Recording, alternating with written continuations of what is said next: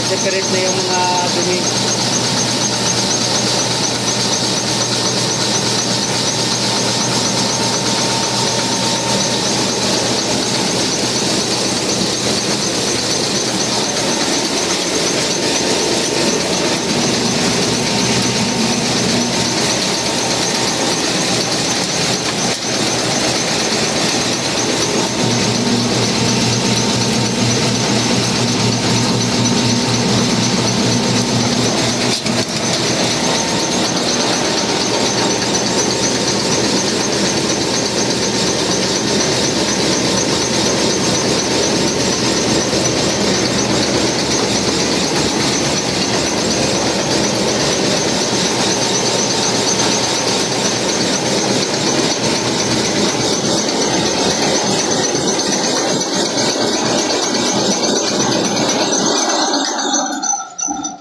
Pwede naman po siya sabay-sabay.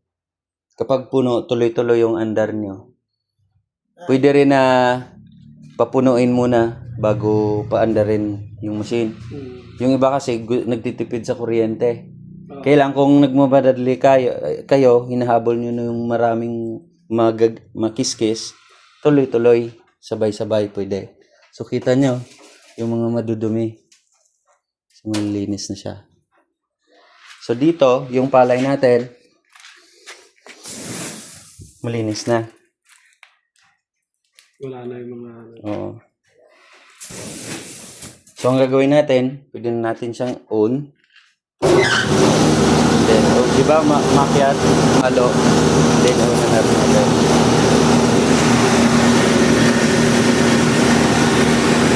And then, settings natin siya sa white rice. Lagay natin sa 3. And then, pwede natin open.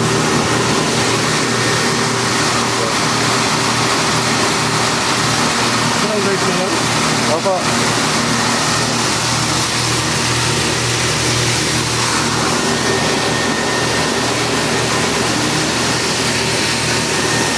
Ito na yan. Saka nahihigop yung mga ipa. Opo.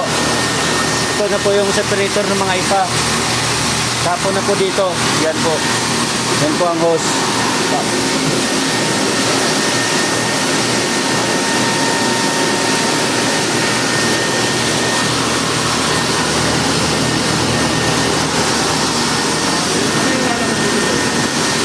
Mga darak. Sige lang. Iyan ko lang yan.